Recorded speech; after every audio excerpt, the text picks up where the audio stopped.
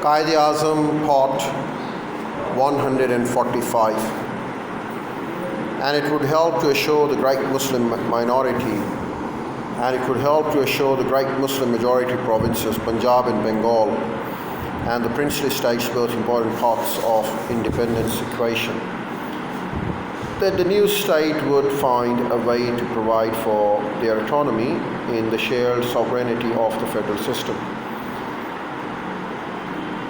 Gandhi's preference for dominion status was, of course, strongly influenced by South Africa experience and learning process.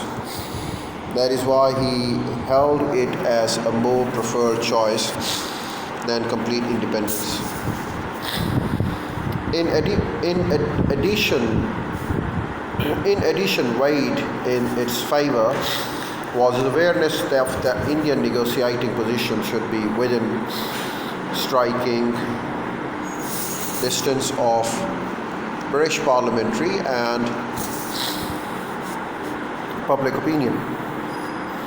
The British Parliament would have to legislate on the subjects of Indian constitutional reform and self-government, and access to that legislature in the British judiciary would be of immense help in the early days. Such a negotiating position, proposing advances that had some chance of being accepted by Parliament, had in fact been prepared over more than a decade.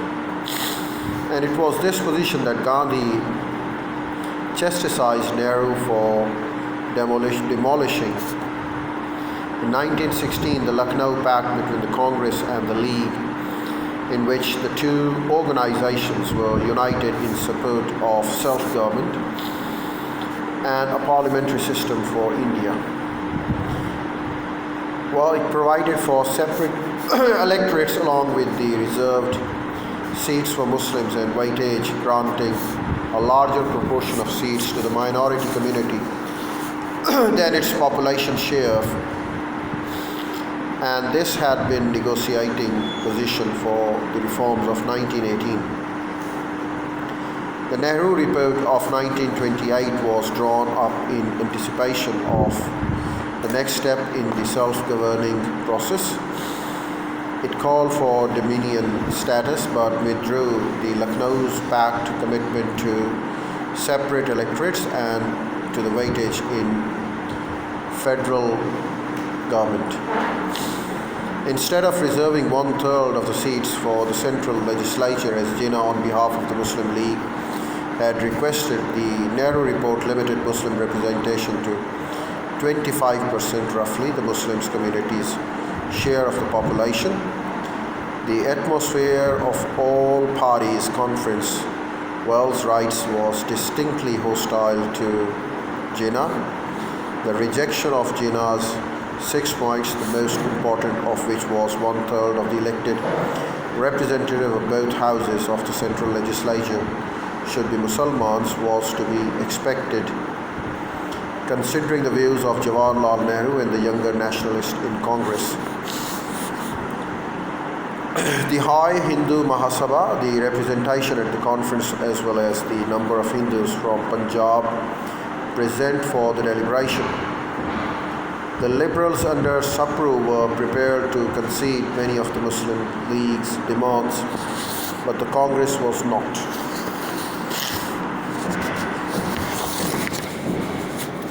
Despite his treatment at all parties conference that adopted the Nehru Report, Jinnah Wells argues Jinnah still saw himself as a nationalist and continued to harbor a dream to unite the Hindu and Muslim communities to strive for a common political goal. Throughout 1928, he persisted in his efforts to bring the two communities together.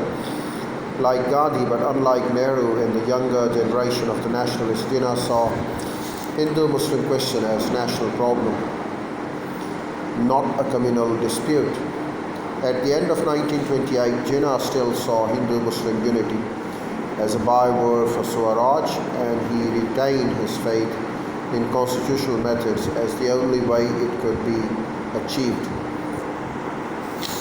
Although Jawaharlal initially went along with the Motilal Nehru's report of 1928, he soon found its acceptance of communal representation